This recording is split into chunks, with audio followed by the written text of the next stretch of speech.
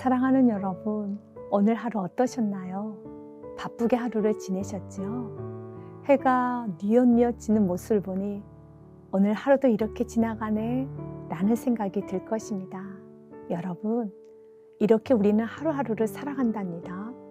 그리고 하루를 살아가는 동안에 많은 일을 하게 되고 듣게 되며 생각하기도 하는데요. 같이 고민하고 싶은 주제는 비밀입니다.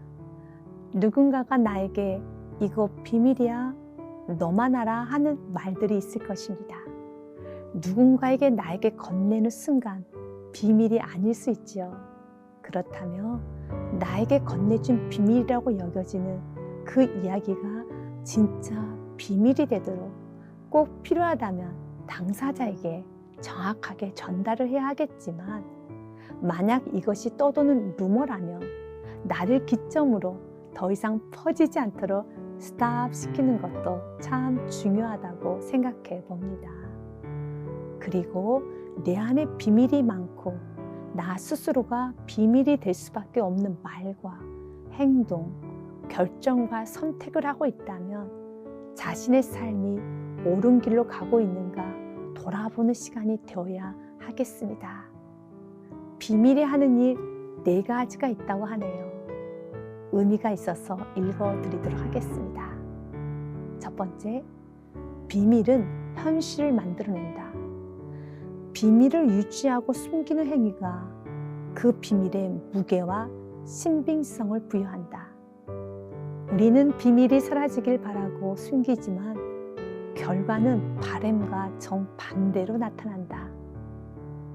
비밀은 우리가 소중히 여기는 바로 그 관계에서 불화를 일으키는 근본 원인이 된다. 의미가 있지요.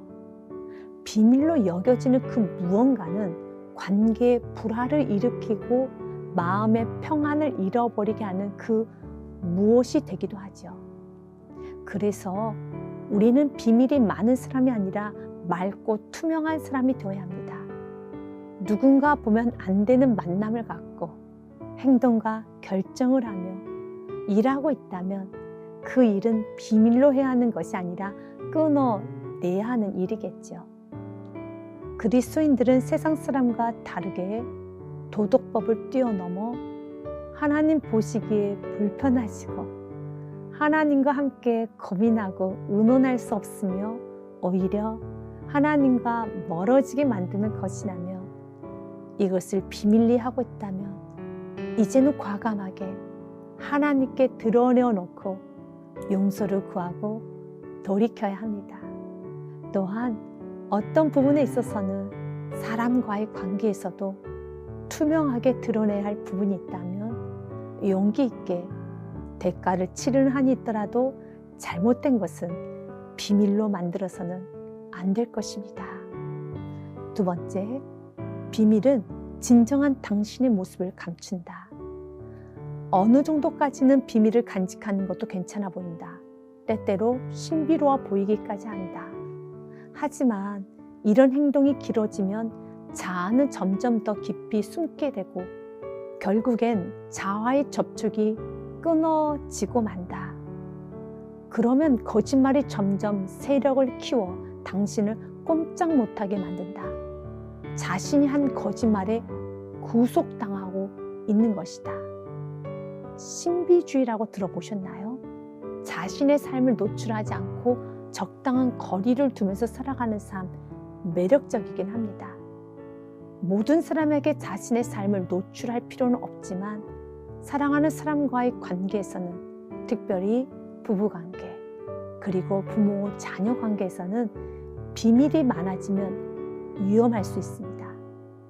어린 자녀들 같은 경우는 스스로 해결할 수 없기에 부모에게 항상 진실하게 오픈해야 하며, 부부 사이에서는 재정적, 관계적, 마음과 육체의 질병을 비밀로 하는 것은 큰 문제를 야기할 수 있으며, 나아가 나 자신을 올가매고 어둡게 하는 역할을 할 수 있답니다. 세 번째, 비밀은 다른 곳에서의 문제를 드러낸다. 비밀에는 큰 비밀과 작은 비밀이 있다. 예를 들어 배우자 몰래 바람을 피운다거나 하는 큰 비밀이 불러올 중대한 결과에 대해서는 많은 사람이 공감한다. 하지만 마음속 생각을 솔직하게 이야기하고 있지 않거나 상대방의 기분이 좋으라고 하는 작은 거짓말들이 쌓여져 간다면 결국엔 그 문제에 대해 회피하게 되는 일이 생길 게 뻔하다. 맞습니다. 예를 들었듯이 드러날 수밖에 없는 외도와 같은 큰 비밀도 문제이지만 조그만 비밀이라고 하는 생각과 마음속에 옳지 못한 생각을 하고 있다면 그것 또한 금해야 할 것입니다. 마음과 생각은 그 누구도 알 수 없는 영역이지만 마음에 품었던 생각은 결국 옳지 못한 행동으로 나타나기 때문에 내면도 아름다워야 할 것입니다. 마음속에 시기, 질투, 미움, 음란, 욕심, 교만 이런 모든 것들이 있다면 주님께 정직하게 내어놓고 마음을 깨끗하게 하여야 합니다. 네 번째, 비밀은 당신을 고립시킨다. 비밀을 토대로 관계를 형성하는 것은 모래 위에 집을 짓는 것과 같다. 조심스럽게 다듬어진 당신의 모습만을 보는 사람과는 마음속 깊이 통하는 관계를 유지할 수가 없다. 당신의 진짜 생각을 말하지 않으면 사람들은 당신을 알지 못한다. 당신 역시 있는 그대로의 모습으로 인정받고 사랑받는다는 감정을 전혀 느낄 수 없다. 비밀이 많은 사람은 다가가기 어려울 때가 있습니다. 자신을 오픈하지 않는 사람에게 다가가는 것 또한 어렵습니다. 그렇기 때문에 적당한 범위 내에서는 자신을 오픈하고 가까운 관계라면 자기 내면을 보일 수 있는 용기가 있어야 합니다.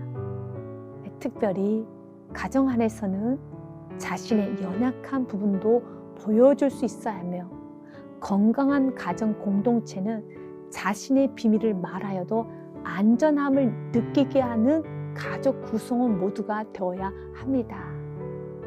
가족 안에 있는 구성원 모두가 느낄 수 있도록 정죄 또는 비판하는 행위는 하지 않아야 된다는 말입니다.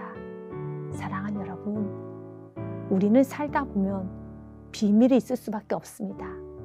그런데 그 비밀이 나를 만드시고 잘 아시는 하나님께도 보일 수 없는 것이라면 비밀이라고 말하는 것보다 죄라 말하는 것이 옳겠습니다. 죄가 있으면 하나님과의 관계가 어긋나게 됩니다.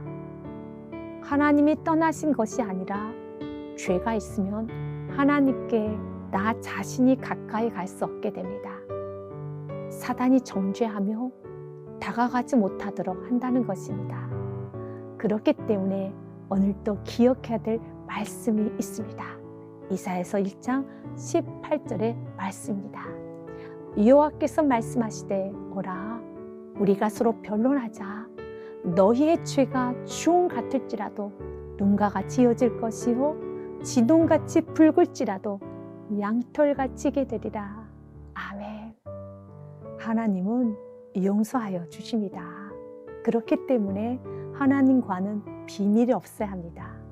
그리고 성숙하면 성숙해질수록 비밀이 많은 인생이 아니라 투명한 인생이 될 것입니다. 작게는 가족이라는 공동체부터 시작하여 교회 공동체, 사회 안에서 정죄와 비판이 사라져 마음껏 죄 고백을 하고 용서를 구하며 포용하고 사랑하며 긍휼히 여기는 은혜가 있기를 소망해 봅니다. 하나님과의 아름다운 동행을 시작해 보세요. 여러분을 응원합니다. 기도하겠습니다. 사랑의 하나님, 제 삶에 크고 작은 비밀이 많습니다. 마음과 생각 속으로 범죄를 하였습니다. 행동으로 범죄를 하였습니다. 주님, 용서하여 주옵소서. 비밀이 많은 인생이 아니라 투명한 인생이 되어 강하고 담대하게 살아가는 진리 안에서 자유함을 누릴 수 있는 인생이 되게 하여 주옵소서. 비밀이 될 만한 말과 행동, 결정과 선택은 하지 않게 하여 주시며 하나님 앞에서의 부끄럽지 않은 삶, 사람들 보기에 그리스도인으로 덕스러움을 보여주는 인생을 살게 하여 주옵소서. 그리고 잘못한 부분을 감추려고 하는 것이 아니라 주님께 정직하게 고백하게 하시고 잘못한 부분이 있다면 용서를 구하며 더 이상은 홍해진 곳에서 비밀스러운 행동과 결정, 선택하지 않게 하여 주옵소서. 주님, 간절히 구하옵기는 우리의 공동체가 정죄와 비판이 난무한 공동체가 되지 않도록 은혜 내려 주옵소서. 안전하지 않다 느껴지기에 비밀을 만들고 감당이 되지 않을 정도로 이를 키우는 것이 아니라 편하게 자신의 연약함을 때로는 실수와 죄까지도 말할 수 있는 하나님과의 관계가 되게 하여 주시고 또한 우리의 공동체가 되게 하여 주옵소서. 서로를 긍휼히 여기고 사랑하며 살게 하여 주옵소서. 오늘도 십자가 위에서 용서의 피를 흘려 보내주신 사랑의 예수님 참 많이 사랑합니다. 감사드리며 예수 그리스도의 이름으로 기도합니다.